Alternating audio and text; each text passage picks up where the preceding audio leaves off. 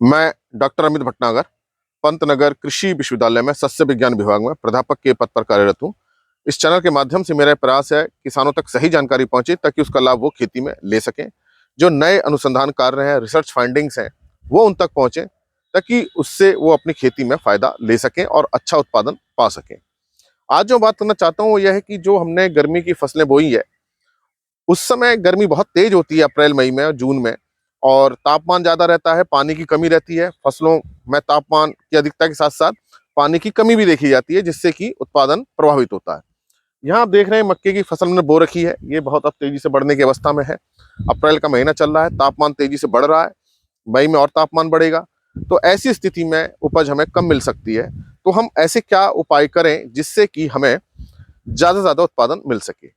जैसे कि मैंने आपको पहले एक वीडियो में बताया था कि हमें अपनी खेती में पलवार का प्रयोग करना चाहिए, मल्च लगानी चाहिए, ताकि हमारी जमीन में ठंडक बनी रहे, तापमान रेगुलेट होता रहे, बहुत ज़्यादा उसका तापमान ना बढ़े, नमी बनी रहे और वीड्स भी कम आए। आप देख सकते हैं कि यहाँ देखिए हमने ये धान की पलवार लगाई है, मल्चिंग की है, घास भी कम है और तापमान इसका रेगुलेट है, बहुत ज़्यादा फर्क नहीं पड़ रहा है। यहाँ आप देख सकते हैं, यहाँ हमने मल्च नहीं लगाई है, देखिए आप घास यहाँ ज़्यादा है, पौधों की बढ़वार भी उतनी अच्छी नहीं है जितनी की बढ़वार यहाँ की बहुत ज्यादा अच्छी है। तो ये इफेक्ट आता है पलवार का, इसका जरूर हमें प्रयोग करना चाहिए। पलवार के हमें बहुत सारे फायदे मिलते हैं। इसके साथ साथ हम अधिक तापमान से बचाने के लिए कुछ प्लांट ग्रोथ रेगुलेटर्स का स्प्रे कर सकते हैं, जो हम रिसर्च में देखते हैं, रिसर्च पेपर पढ़ के करते हैं। आज हम वही रिसर्च यहाँ कर रहे हैं। हम यहाँ मक्के में सैलिसैलिक एसिड का प्रयोग कर रहे हैं, उसका छिड़काव कर रहे हैं। और सैलिसैलिक एसिड जो होता है एक प्लांट ग्रोथ रेगुलेटर होता है। जब हम इसका छिड़काव करते हैं तो पौधे के अंदर जो अधिक तापमान है, हीट टॉलरेंस, वो कैपेसिटी उसके अंदर आती है। जो कम नमी है उसको सहने की क्षमता आती है। तो ऐसी फसलें जो अप्रैल मई में बोई जा रही हैं, वहां सैलिसैलिक एसिड का छिड़काव करने का बहुत अधिक फायदा होता है। पौधे के अंदर ये इस तरह के एंजाइम्स को बढ़ा देते हैं ताकि उसकी ग्रोथ ज्यादा हो। इसके साथ साथ सैलिसैलिक एसिड का ये फायदा होता है कि उसमें बीमारियां कम लगती हैं, चाहे वो फंगल बीमारी हो, बैक्टीरियल हो, वायरल हो। पौधे के अंदर जो रोग प्रतिरोधक क्षमता बढ़ती है। तो सबसे अच्छा फायदा हमको गर्मियों में सैलिसैलिक एसिड का ये होता है कि जो अधिक तापमान हो रहा है, धूप बहुत तेज हो रही है और नमी की कमी हो रही है, उसके सहन करने की क्षमता पौधे के अंदर आती है। अब जैसे कि हम ये सैलिसैलिक एसिड ये दिखाना चाहूंगा आपको मैं कि ये एक पाउडर के रूप में होता है, बाजार में मिल जाएगा, बहुत महंगा नहीं होता है। ये देखिए, ये पाउडर जैसा है, बहुत कम मात्रा की इसकी जरूरत होती है और 100 लीटर पानी में केवल ये इसकी जो जरूरत होती है केवल 14 ग्राम होती है। तो समझ लीजिए बहुत कम मात्रा में इसकी जरूरत है। 100 लीटर पानी में आपको केवल 14 ग्राम ये मिलाना है। बहुत सस्ता होता है, लेकिन इसको पानी मिलाने से पहले ये हमें ध्यान रखना है, ये पानी में ऐसे नहीं घुलता है। इसको हमें किसी ऑर्गेनिक सॉल्वेंट में, कार्बनिक विलयन में घोलना पड़ता है। जैसे हम मेथनॉल में घोल सकते हैं या एसीटोन में घोल सकते हैं। कोई ऐसा हमें ऑर्गेनिक सॉल्वेंट मिल जाए तो वो भी बाजार से आप 100 ml या 150 ml खरीद लीजिए ताकि इसको हम घोल सकें। तो जो ऑर्गेनिक सॉल्वेंट है वो मिल जाते हैं 100 ml, 150 ml, 200 ml के, बहुत महंगे नहीं होते हैं। उससे पहले इसको घोल लीजिए, फिर पानी में मिलाइए। तो ये जो मैंने आपको रेट बताया कि 100 लीटर पानी में 14 ग्राम आपको घोल के स्प्रे करना है। जैसे कि अभी हम यहाँ देखिए स्प्रे करेंगे, और यहाँ जो हमारी टंकी है 15 लीटर की है। तो 15 लीटर की टंकी में करीब हमको 2.1 ग्राम इसको डालना पड़ेगा। फिर से इसकी मात्रा सुन लीजिए, अगर नैपसेक की टंकी है 15 लीटर की तो आपको लगभग 2.1 ग्राम आपको घोलना है। 100 लीटर पानी में ये लगभग 14 ग्राम आपको घोलना है। देखिए ये प्लांट ग्रोथ रेगुलेटर है, अगर इसकी जरा सी मात्रा बढ़ गई तो इसके एडवर्स इफेक्ट आएंगे, उल्टे प्रभाव हो जाएंगे। ये एक तरह का हार्मोन का काम करते हैं।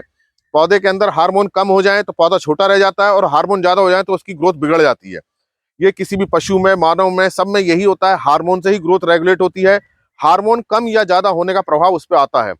तो अगर ये ज्यादा चला गया इसके अंदर तो इसकी ग्रोथ बिगड़ जाएगी, ये डिफॉर्म हो जाएंगे, इसमें हमें फिर भुट्टा नहीं मिलेगा, दाना नहीं मिलेगा और प्रोडक्टिविटी हमारी कम हो जाएगी। तो इस बात का ध्यान रखिए, जब भी आप प्लांट ग्रोथ रेगुलेटर छिड़क रहे हैं उसकी मात्रा बिल्कुल नाप के रखिए, जैसे कि हमने बिल्कुल कागज में बिल्कुल बैलेंस से तोल के रखी हुई है, और इसी को हम इसमें मिलाएंगे।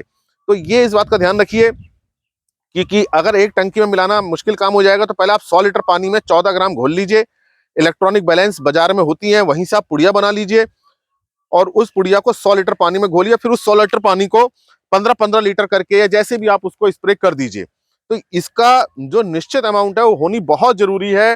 इस बात को बहुत ध्यान रखिए, कोई भी हार्मोन ग्रोथ रेगुलेटर का अमाउंट कम या ज्यादा होने पे प्रभाव बहुत जल्दी आता है। खास तौर से अगर ज्यादा हो गया तो नुकसान हो जाएगा पौधे को। तो पहले तो मैंने आपको डोज बताई। दूसरा जो आपको स्प्रे करना है वो सुबह के समय तब कीजिए जब ओस खत्म हो गई है। देखिए जैसे इस समय ओस नहीं है यहाँ पे, और इस समय क्या होता है, अधिकांशतः स्टोमेटा खुले होते हैं, तो पत्तियों में ऊपर नीचे दोनों स्टोमेटा होते हैं, दोनों तरफ। यहाँ भी छिद्र हैं, यहाँ भी छिद्र होते हैं, छोटे छोटे छिद्र जिसको स्टोमेटा कहते हैं। इस समय सारे स्टोमेटा खुले होंगे। इस समय आप स्प्रे करेंगे तो पौधे को सबसे ज्यादा बेनिफिट होगा।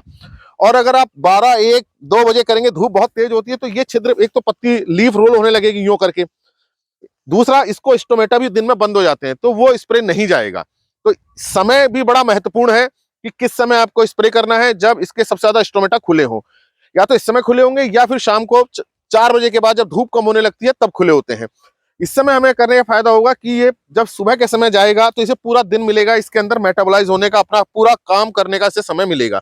तो ये बेस्ट टाइम होता है सुबह 8, 8:30, 9 बजे का, कि जब सारे स्टोमेटा खुले हैं और उसमें ओस भी नहीं है। तो ये मैंने आपको 2 चीजें बड़ी महत्वपूर्ण बताई। एक तो मात्रा कितनी रखनी है आपको, 14 ग्राम 100 लीटर पानी में, और समय क्या बताया है, सुबह का, जब बहुत तेज धूप नहीं हो रही होती है उस समय। अब पानी कितना लगेगा, देखिए ये हमारी फसल पर निर्भर करता है। ये अगर हमारी फसल बहुत बड़ी हो जाती है तो पानी फिर हमारा 1 एकड़ में 400 लीटर 500 लीटर भी लग सकता है। फसल अभी छोटी है तो पानी हमारा 300 लीटर एकड़ भी लग सकता है। तो पानी की मात्रा इस पर निर्भर करेगी हमारी फसल कितनी बड़ी है। तो जैसे ये फसल है, इस फसल में लगभग 400 लीटर पानी 1 एकड़ का लगेगा, ये आपको ध्यान रखना है। दूसरा विधि क्या है, हमको स्प्रे किस पे करना है, पौधे पे करना है। हमको स्प्रे ऐसे नहीं करना है छिड़क करके, जैसे भी स्प्रे करके दिखाएंगे। अगर ये स्प्रे करेंगे तो ये जो हमारा बीच में गिर जाएगा, जिसका कोई फायदा नहीं होगा। आपको इसके ऊपर सीधे लाइन के ऊपर स्प्रे करते चलना है। आप स्प्रे करिए इसके ऊपर ही, जैसे दिखाएंगे स्प्रे, चलिए सीधे चलिए, इसको ऐसे चलना है, प्लांट के ऊपर पूरा भिगो करके चलना है कि ये इसके अंदर चला जाए। अब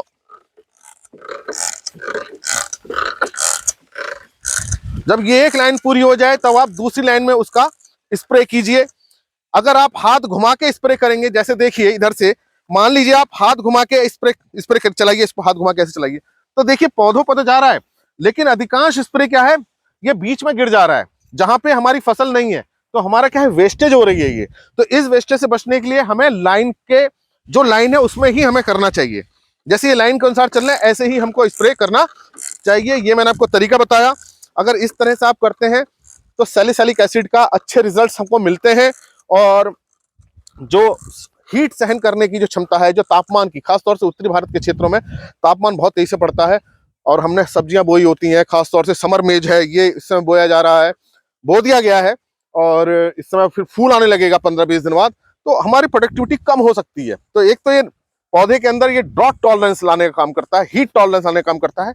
इसके साथ साथ कोल्ड, हालांकि इस समय कोल्ड नहीं है, ठंडा नहीं है, लेकिन जाड़ों के मौसम में भी ये बहुत इफेक्टिव होता है, बीमारियां कम लगती हैं, और जो पौधे के अंदर नमी की मात्रा को बैलेंस करके चलता है, तो हमें इसके बहुत लाभ होते हैं।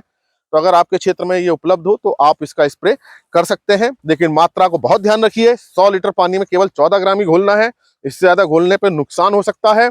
सुबह के समय स्प्रे कीजिए, केवल फसल पे स्प्रे कीजिए, और इतना अगर आप कर लेते हैं तो निश्चित रूप से इसको बहुत अच्छा आपको लाभ मिलेगा। लेकिन ये चूंकि पानी में जल्दी नहीं घुलता है, इसलिए किसी ऑर्गेनिक सॉल्वेंट में, जैसे मेथनॉल है, एसीटोन, इसमें आप घोल के इसका स्प्रे कर सकते हैं।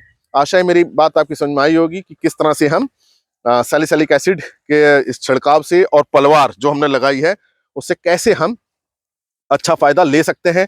जैसे पलवार का मैंने आपको शुरू में ही दिखाया था, अच्छे रिजल्ट्स हैं। और जहां पलवार नहीं है, मल्च नहीं है, वहां सैलिसिलिक एसिड का आप स्प्रे कर दीजिए, तो ये हम जो हीट है और जो नमी की कमी है, हीट स्ट्रेस है, उससे हम फसल को बचा सकते हैं। इसी प्रकार के लेक्चर्स को देखने के लिए कृषि किसान प्लेलिस्ट देखिए, और अगर चैनल सब्सक्राइब नहीं किया है तो सब्सक्राइब कीजिए। धन्यवाद।